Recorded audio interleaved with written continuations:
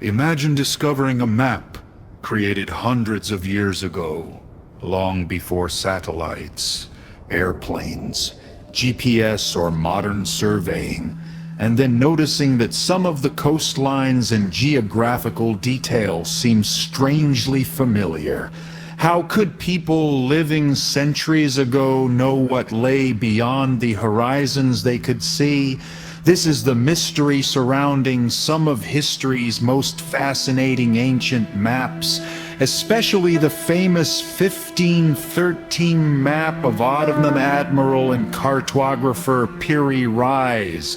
Created in an age when the world was still being explored, the surviving map fragment contains a remarkable collection of coastlines and geographical information gathered from earlier sources. But then comes the controversial question. Some researchers and writers have claimed that part of the map may depict Antarctica long before its modern discovery, raising the astonishing possibility that ancient map makers possessed knowledge they seemingly could not have had. But is that really what the map shows? Or have we misunderstood the old cartographer's work? The reality may be less mysterious, but perhaps even more fascinating. Piri Reis himself indicated that his map was compiled from numerous earlier charts and sources, including information associated with Portuguese voyages and older geographical traditions. In other words, the map was not necessarily the product of one mysterious expedition. It could represent centuries of accumulated knowledge, copied, combined, and refined by different explorers and map makers. And this is where the story becomes truly fascinating. Ancient and medieval navigators did not need satellites to understand their world. They observed the stars, followed coastlines, calculated distances, recorded currents, used astronomical instruments, and exchanged information with other travelers. Every voyage added another piece to the geographical puzzle.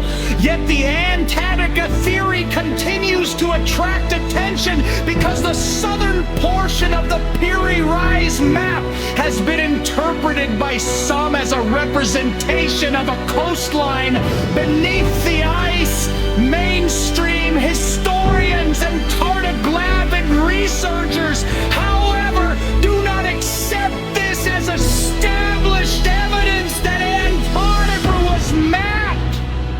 Before its recognized discovery, an alternative explanation suggests that the southern land could represent distorted or misunderstood South American geography or other geographical concepts of the period.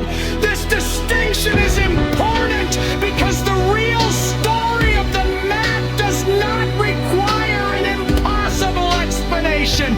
Its significance lies in what it reveals about the remarkable ability of historical civilizations to collect, preserve, and transmit geographical knowledge. A map that looks impossible to us may actually be evidence of something we often forget. Her ancestors were extraordinary observers, explorers, mathematicians, and navigators. They lived in a world without satellites, yet they gradually pieced together an understanding of a planet they could never see from above.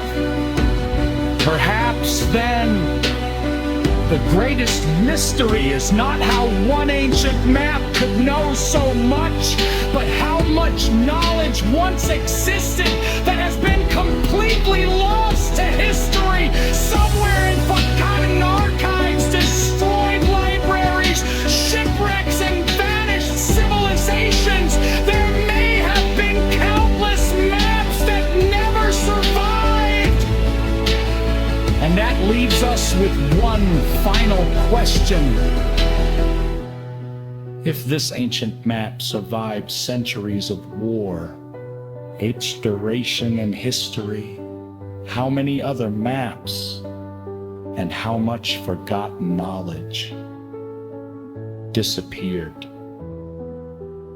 forever.